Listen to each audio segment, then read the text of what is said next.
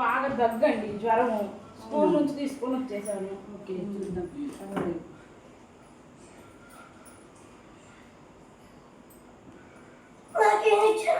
Injection చేయనమ్మా, నేను ఏం చేయను అసలు. నీకేం కావాలో అవే పెడతా తప్ప నేను ఇంజక్షన్లు టాబ్లెట్స్ టానిక్లు ఇయ్యను. ఇవ్వకుండా జ్వరం తగ్గిస్తా. ఓకేనా? నీకు ఓకే కదా? ఇంజక్షన్ చేయదండి డాక్టర్ గారు. అదేంటండి కొత్తగా ఉంది? ఇది అమెరికాలో కొత్త కనిపెట్టారమ్మా. ఇంత ముందులాగా సెటోస్కోపులు అవన్నీ కావు.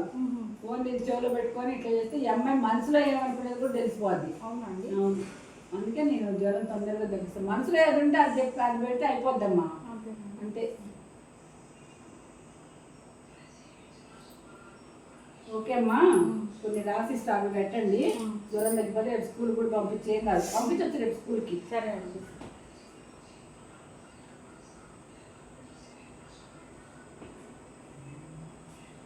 అమ్మా, పొద్దున్నే నూడిల్స్ చేసి పెట్టు.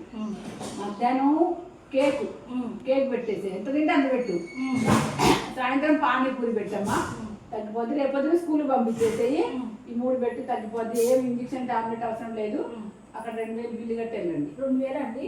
అంతే అమ్మా. మరి మేము అమెరికా నుంచి ఇవన్నీ తెచ్చినామంటే ఏంటి మామూలు హాస్పిటల్ అమ్మా. అది కూడా ఒప్పిస్తారా? మా అమ్మాయి ఎప్పుడు అలా ఒప్పిస్తారా నాకు? ఎందుకు నీకు? అంటే మా హస్బెండ్ మనసులో ఏమనుకుంటుండో తెలుసుకోవాలని. మీ హస్బెండ్ తీసుకురామ్మా. అట్లా ఇవ్వకూడదు ఎవరికి పడితే వాళ్ళకి. నేనే చెప్పాలి. అట్లా తెలుసుకుంటే గొడవలు అయిపోతాయి. అట్లా ఇవ్వకూడదు ఎవరికి పడితే వాళ్ళకి. నువ్వు తీసుకురా. ఆయన కూడా 2000 బిల్లు కట్టి తీసుకురా. నేను చెప్తా. సరే అండి. 4000 ఇచ్చినా ఎంత ఇచ్చినా ఇవ్వకూడదు. అది రూల్స్ ఒప్పుకోవమ్మా. అట్లా ఇవ్వడానికి ఎవరికి పడితే వాళ్ళకి. ఓకే అమ్మా. నీకు ఇష్టమైనవి అన్ని పానీపూరి చిప్సులు